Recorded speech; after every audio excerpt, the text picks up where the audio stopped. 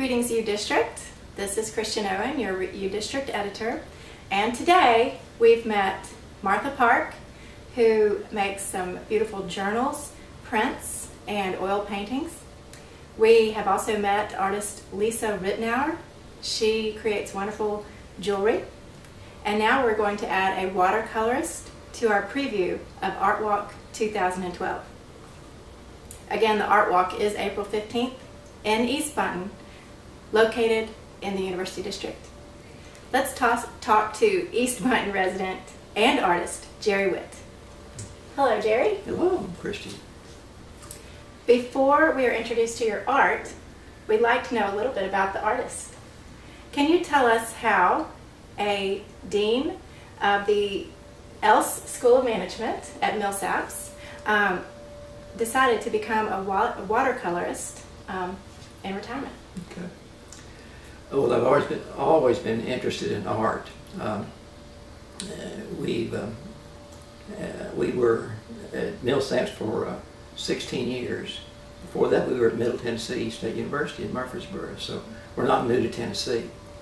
But 13 of those 16 years at Millsaps, I was the dean of the Else School of Management. When I saw retirement coming, I stepped down as dean 3 years before I actually retired. And when I saw retirement coming, I started taking art lessons, drawing lessons, watercolor lessons, and pottery lessons. Well, I wasn't very good at pottery, and so I stuck with the watercolors. And I've done it now since 1996, I guess it is.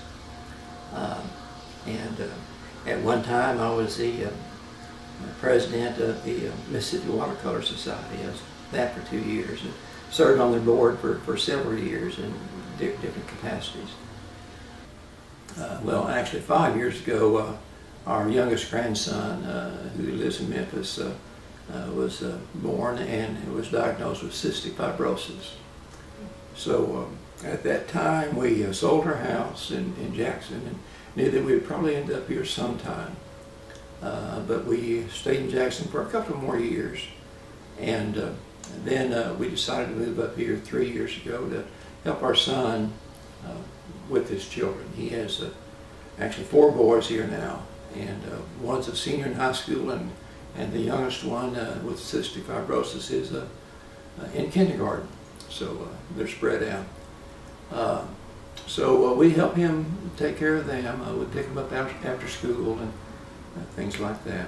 Since coming to Memphis, I've become a member of Artist Link, which is a group of artists in Memphis.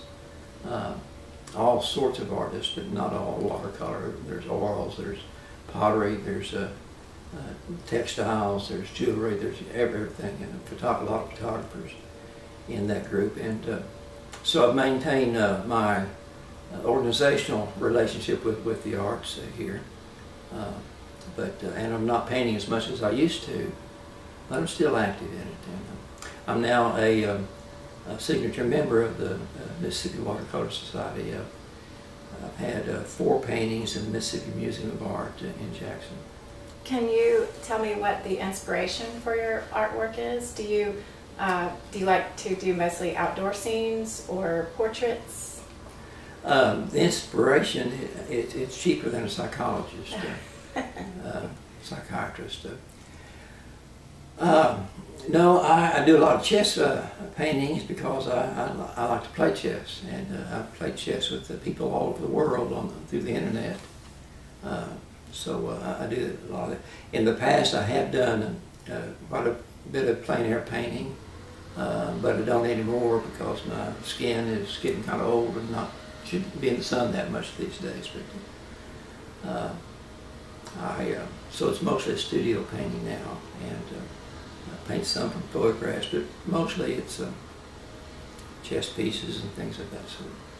Okay, about 5 years ago when we were selling our home, I had to do a little wall repair, and in repairing drywall, you buy this stuff to repair the cracks in drywall.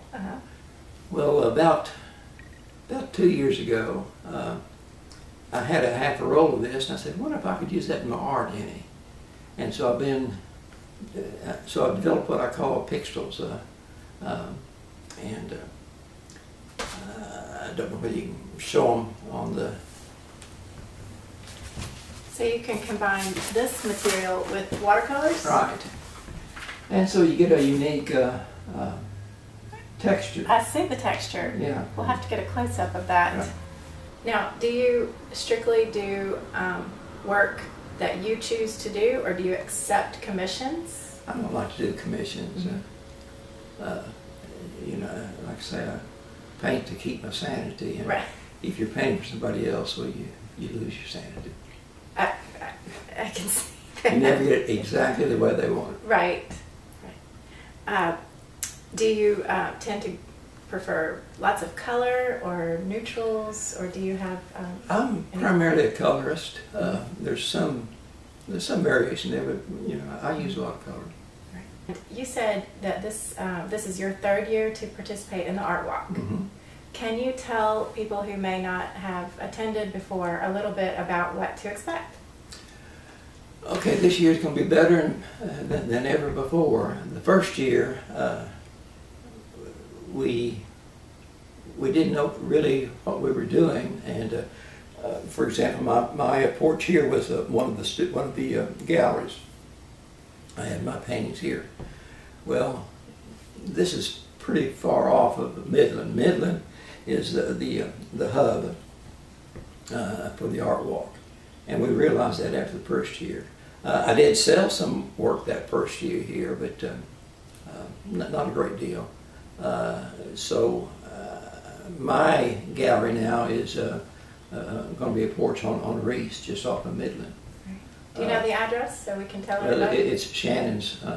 Shannon has. Do you know Shannon? I do know Shannon. Okay. I'm not sure of her address, but look for his watercolors on Reese. Right. Okay. Just off of Midland, about three doors down. All right. We just want to be sure we can find you. Okay. And last year I sold, I think, $525 worth of paintings. Wow. Now, I donate all my art income to Cystic Fibrosis Foundation, and that makes it a little easier to sell because people know they're giving to a good cause when they buy. And not all the artists do that, of course. Some of them are in it to make money, obviously. Some even, as I've learned, are getting into the business of art. They've just dabbled in it, and now they're about to do Right, and this is a good opportunity for them to do that because the Art Walk does not charge them any commission. You know, and they get to keep all of their income that they make, which is wonderful. Most places they will charge a setup fee or a commission or something, but they don't here. They're doing it strictly because they want the neighbors to get out and meet other neighbors. They're building the neighborhood. That's what they're doing here. Can you tell us about this one? We've talked about the texture and how you use the drywall product to create the texture. I'm going to try to show that on this video.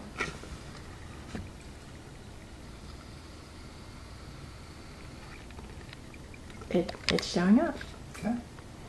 And can you tell us about this? This is the chess theme that you talked yes, about? this is one of my chess themes, one of several. This one was selected by for the Grand National Show at the Mississippi Watercolor Society and hung in the Mississippi Museum of Art a couple of years ago. It was one of the first ones that I did using this technique, and I think it's better than nearly all of them that have followed. I'm really like this one. This one I did last year, and this one was also on the Mississippi Grand National Watercolor Show. A little different than the other one, and as you can see, the chess pieces kind of fade out at the bottom there, or at the top. And that was intentional, but So I get a different technique using this texture material. I call these chess pixels. Here's a scenery, and the others are on Yupo, which is a plastic paper, a Japanese plastic paper. This one's on regular paper, and I'm using that technique here, but it doesn't show up like it does on the other ones. And this one's titled Waiting for the Trolley. It's also on Yupo.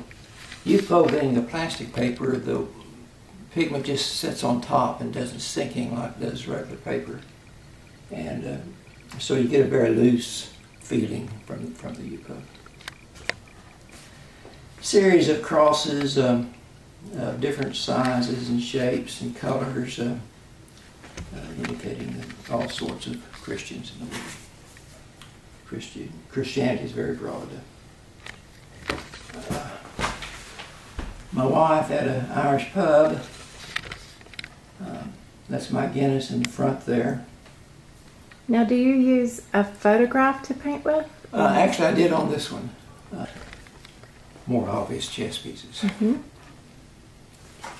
For the art walk, I'll have some framed, and I'll have some unframed.